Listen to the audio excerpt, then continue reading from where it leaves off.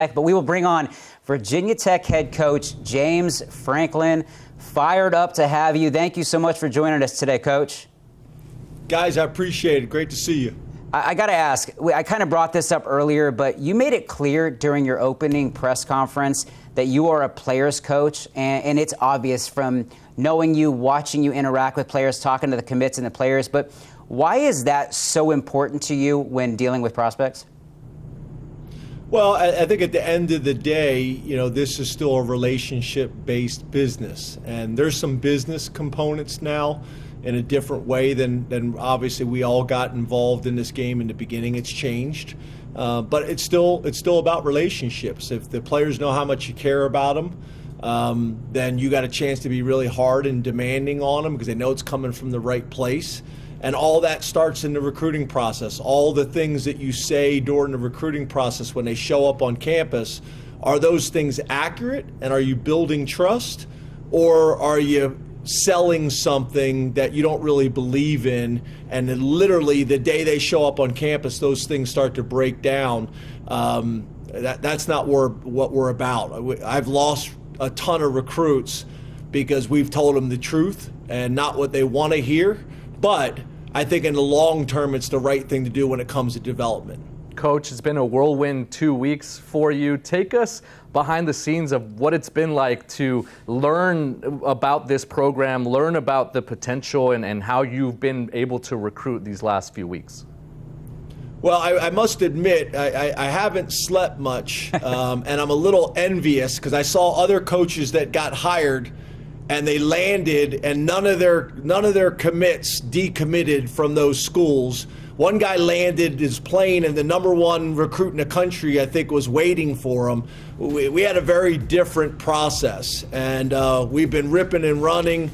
We had 17 kids in last weekend and their families on official visits.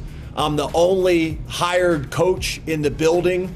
I got a tight end, Pierce Peterson, asking me, what does the tight end room look like? I said, I have no idea. He said, who's my tight ends coach going to be? I said, I have no idea. He said, who's the offensive coordinator going to be? I said, you got to trust me. And we were able to put it together. And I'm proud of where the class was before and where the class is now.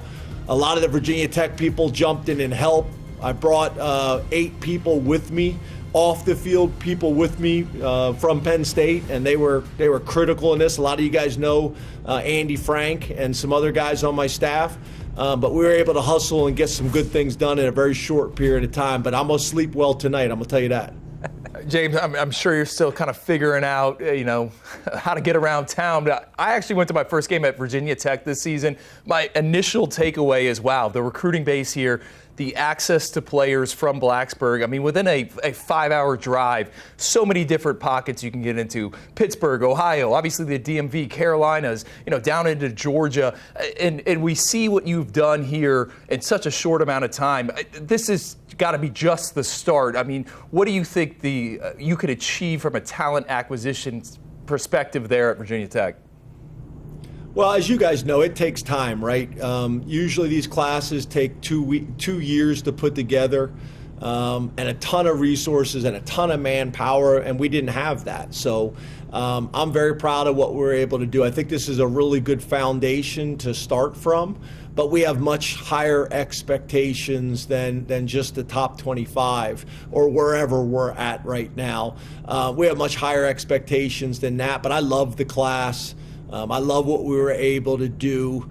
We are going to take a ton of pride in the state of Virginia and the surrounding footprint. Obviously, everybody wants to recruit nationally. We will do that as well and did a little bit of that in this class. But if you don't take care of your home first, the high school coaches, the high schools in the state and the players in the state of Virginia, it's hard to go out any further if you're not taking care of your backyard first. Hopefully he's put pen to paper, but top 247 linebacker Terry Wiggins announced for Virginia Tech here on our site. What made him a guy that you pushed so hard for and wanted to land? Well, first of all, he's got a great mom and dad. They've done a great job raising him. I think Coatesville High School and Coach Ortega have done a great job. And then we got to know him. You know, I've known him and his family for probably 3 years now. He also has a profile that I know you guys like as well. He's a long, angular guy. He's 6'4". You know, he's probably a cheeseburger away from 210 pounds and has the chance to really fill out and still be an athletic, lean, explosive playmaker at the next level. So we're excited about him. We've had a chance to see him in a lot of different areas. His tape this year, I thought he did a really good job on both sides of the ball as like a tight end, being physical as a blocker, as well as obviously on the defensive side of the ball. But I think he has tremendous growth potential. He's a guy that's going to be coming early and getting on campus. I think, you know, he's a guy that you guys will get a chance to see next season, and he'll come running out of that tunnel, enter Sandman, and he's going to look like a totally different human being. And I can't wait to watch his development. Coach, we actually have a similar taste in desserts here. We got our crumble cookies. We noticed that you guys had those today at your signing day. Was there like an underlying message there, or are you just a big crumble cookie fan? Yeah, if you go back the last 12 years, we've had crumble cookie at every one of our celebrations. People are trying to connect the dots there and stir up some drama. I'm focused on Virginia Tech, but go back and do your homework. We've been fans of crumble cookie for a long time. Coach, you're the man. Thank you so much. Congrats on a great signing day and the close of the class, and good luck this year in Blacksburg. Thanks, guys. Truly appreciate it. Have a great day. Thank you. Well, he fires me up, man. If you're a guy that if you are considering Virginia Tech, like, and you've been there, it's hard not to see why everybody gets excited about that place. Tom, had to go there with my wife. We went to a game, interim coach Friday night, Inter Sandman. Like, it's one of those things you got to see it to kind of believe in it. Packed stadium. That fan base is going to rally around James Franklin. I know you guys discussed it a little bit earlier on the show, just kind of the changes in the ACC. I think he's going to have it ripping and roaring. I touched on that recruiting base. I mean, what he was able to do at Penn State, I don't think talent acquisition was an issue in any way, or player development. And Virginia Tech, this is going to be the highest ranked recruiting class of all time until probably next cycle, in the following cycle, when they can really set up shop and identify who they want to go after. I mean, the fact that they've gone into the top 25 with essentially one guy. I mean, what he said, it was just me, and he's able to talk these guys into coming to Blacksburg. It's very impressive. His persona resonates whenever you hear other recruits talk about the presence that he has as a recruiter.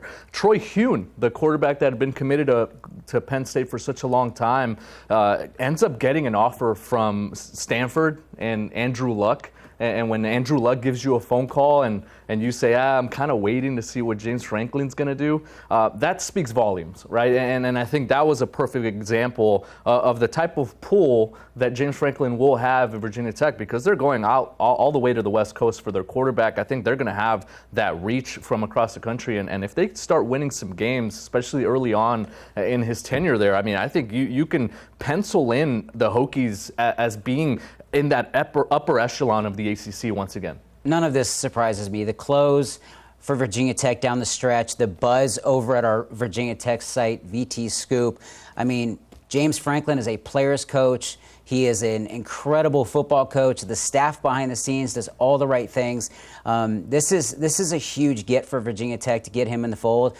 Thought he got shortchanged a good bit at Penn State, and look, man, they're a little lost right now. And Brian Doan laid it out clearly that things are really rough in State College, but they are booming right now in Blacksburg. Other takeaway from being at Virginia, like the in-state talent there, the level of football. This past NFL draft, 2 kids that play their high school football in the state of Virginia, they were selected in the first round. Chris Cole, like one of my favorite linebackers in recent years, went to school 30 minutes from Virginia Tech's campus. So, like, people have come into that state and they pulled these guys. They've gone to Tennessee. They've gone to Georgia. They've gone into the SEC. I think James Franklin's going to change that.